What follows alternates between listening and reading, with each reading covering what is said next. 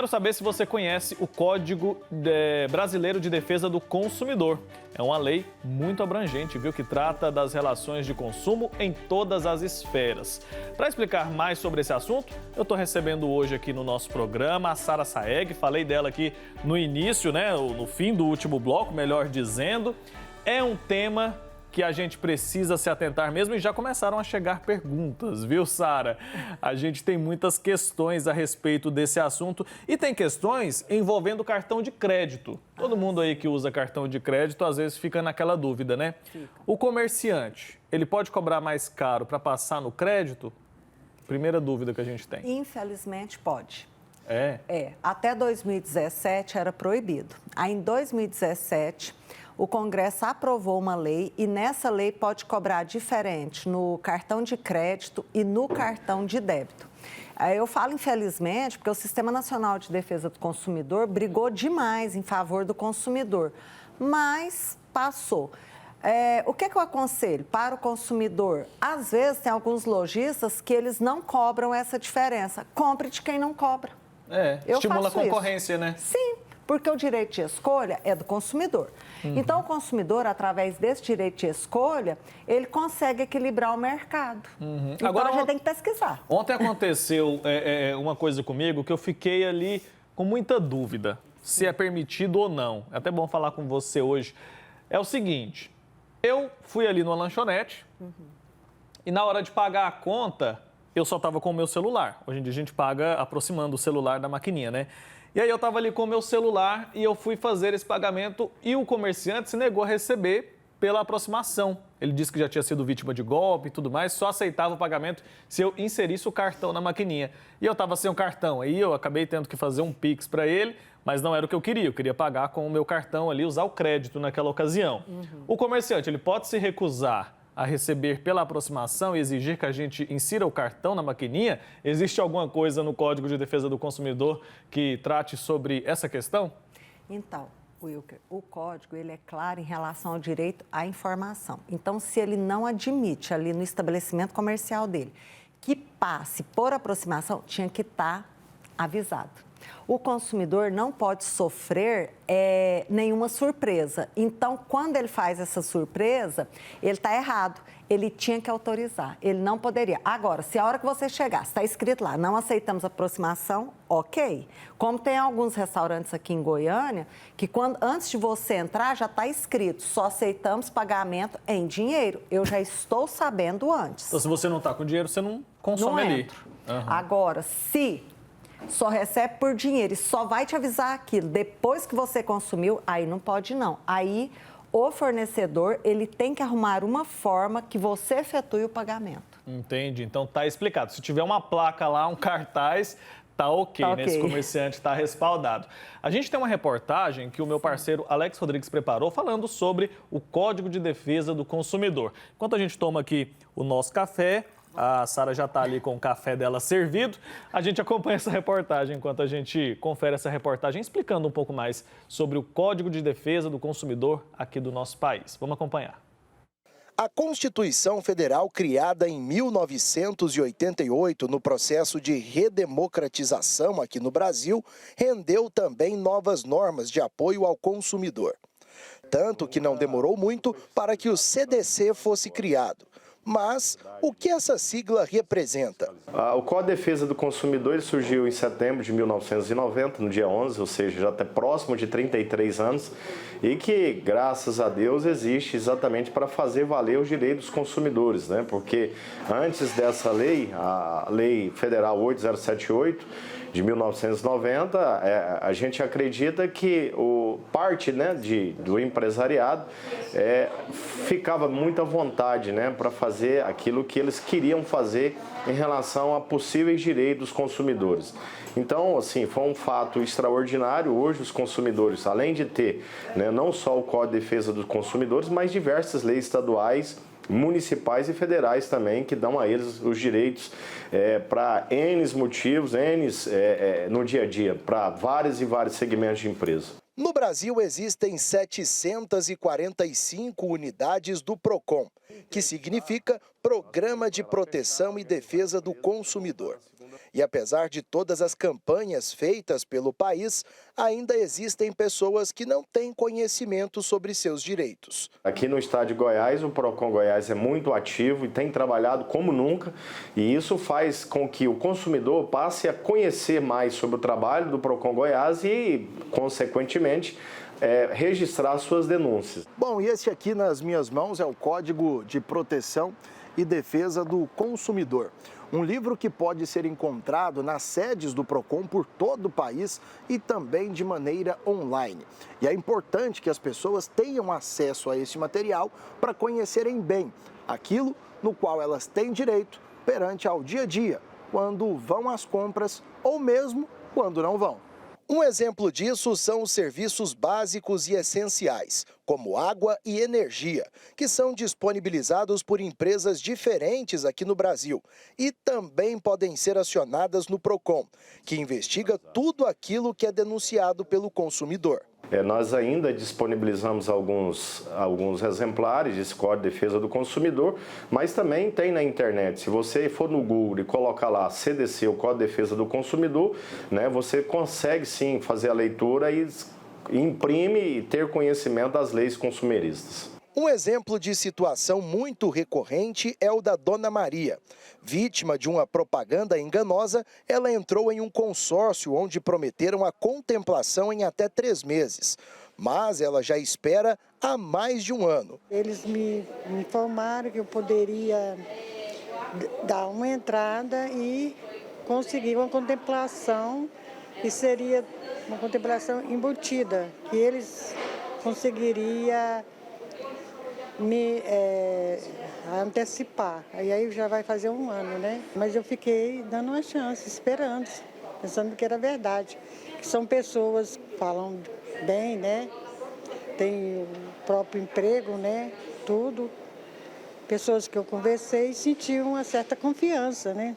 Mas não tem como confiar mais, né? Já no caso da Lisa, ela comprou um produto e outro foi entregue. Em contato com a loja que lhe vendeu, eles não resolveram o problema.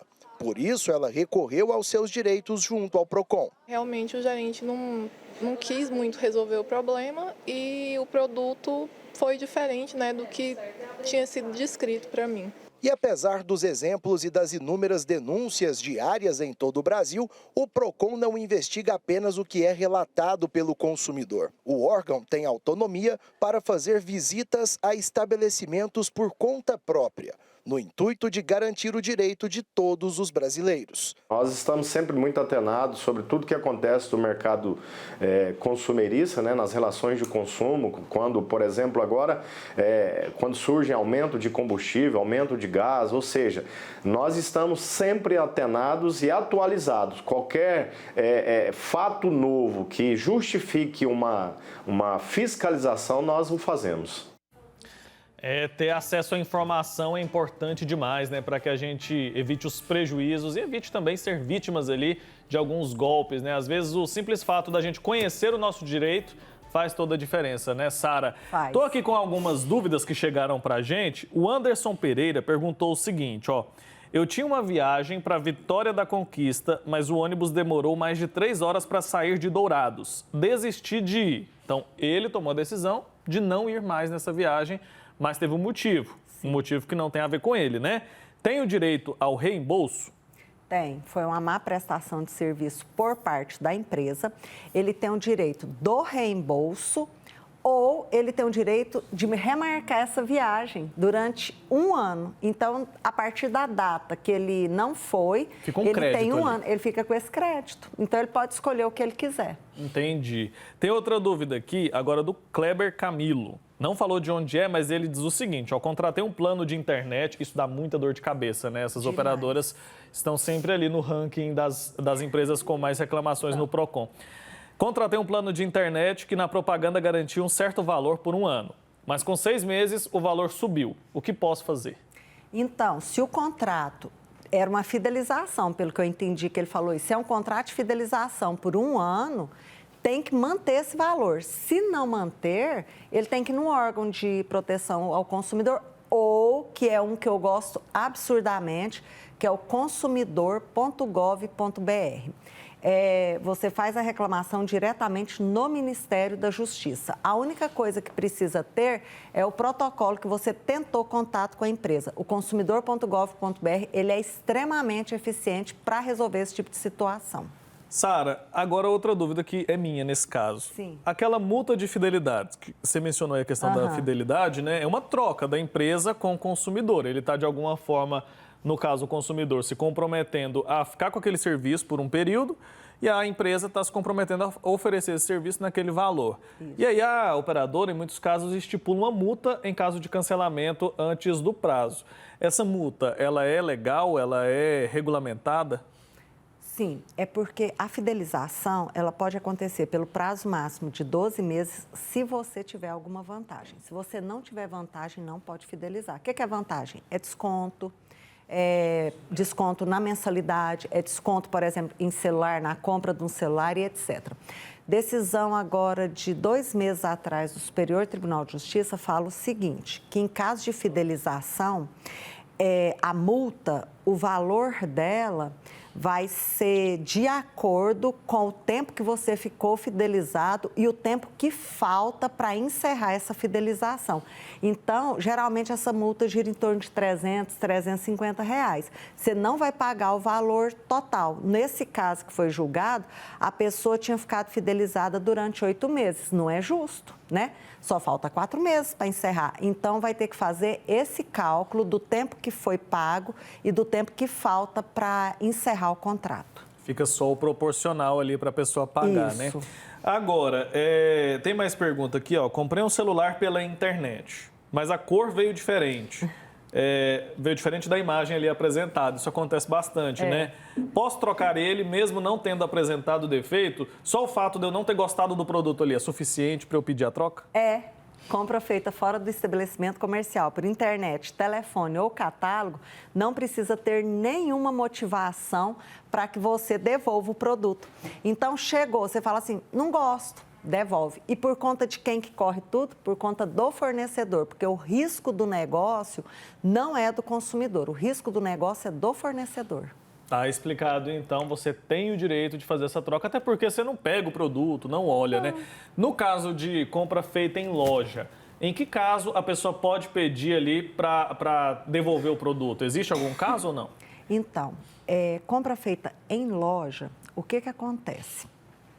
Não tem no código nada sobre troca. Essa troca que eu falei anteriormente, que é compra feita fora do estabelecimento comercial, é o direito de arrependimento, também conhecido como direito de reflexão. Agora, se eu compro na loja física, eu vou ter o direito de troca se o meu produto apresentar vício, for levado na assistência técnica e lá permanecer por mais de 30 dias. Aí eu tenho direito à troca, abatimento ou restituição. Fora isso, algumas lojas, por liberalidade, ou seja, por vontade própria, te dão um direito de troca. Como é uma liberalidade, eles podem marcar o tempo, eles podem falar assim, não, eu faço troca só segunda-feira das 14 às 18. Ok, por quê?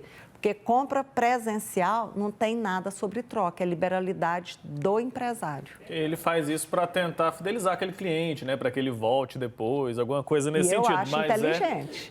Mas é uma opção daquele comerciante, é importante deixar isso claro, né? Isso. Tem uma pergunta aqui que a Valéria mandou para a gente, ela diz o seguinte, ó, tem um carro que desde que comprei já apresentou o mesmo defeito 2 vezes. Se ocorrer uma terceira vez, após o fim da garantia, a concessionária pode cobrar pelo reparo? Pode. Agora, o detalhe é, se ela está dentro da garantia e se ela já levou 2 vezes, você já tem que procurar um advogado e já propor uma ação judicial para pedir ou a troca desse produto ou a restituição do que você pagou. Não deixe vencer sua garantia, não, porque a hora que vencer sua garantia, acabou. E se esse carro já está apresentando problema, ele vai apresentar mais ainda. Então, se proteja antes da perda da garantia. Na dúvida, vende esse carro, né? Se livra concordo. Fica sofrendo não, gente. Não. Eu quero saber da Sara o que a gente tem que fazer para fazer valer os nossos direitos? Quando eu vou ali no PROCON fazer uma reclamação, que tipo de documento eu preciso reunir? O que eu preciso levar de prova, por exemplo? Protocolo, documentação? Existe alguma coisa que eu possa facilitar o trabalho do PROCON na fiscalização e também na punição de uma empresa que não está seguindo com o que diz o Código de Defesa do Consumidor? Então, quando o consumidor vai num órgão, eles exigem que leve o protocolo. Sem um protocolo, ninguém abre reclamação. Por quê? Porque é um direito da empresa ter tentado resolver o problema do consumidor antes que ele chegasse num órgão. Então, você tem que levar seus documentos pessoais, tudo que diz respeito àquela reclamação, que é o cupom fiscal ou a nota fiscal de compra, se levou na assistência técnica as ordens de serviço ou a ordem de serviço, porque é necessária só uma vez que leve na assistência técnica, para que depois vá no órgão de defesa do consumidor.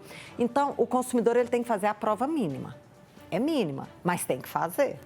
E agora nós temos também, que eu acho que é muito importante, além dos PROCONs, nós temos as agências reguladoras, que eu gosto bastante. Por exemplo, quando é um problema de saúde, eu reclamo na Agência Nacional de Saúde Suplementar, que é a ANS.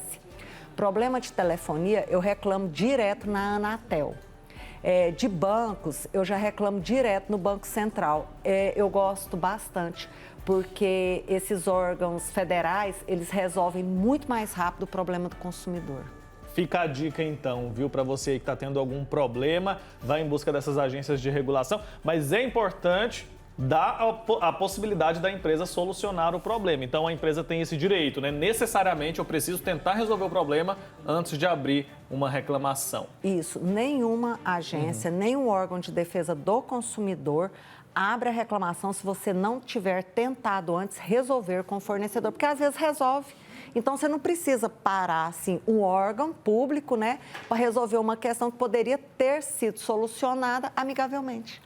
Tá explicado, então. Muito obrigado, viu, Sara Saeg, pelo seu tempo aqui com a gente, por ter esclarecido tantas dúvidas a respeito dos direitos do consumidor. Repito, todos nós somos consumidores, então todos nós temos que ter pelo menos um conhecimento mínimo a respeito dos nossos direitos. Foi ótimo, viu? Até uma próxima oportunidade. Eu que agradeço, foi um prazer estar aqui com você, com todos da TV Pai Eterno. Então, até a próxima. Prazer recebê-la também.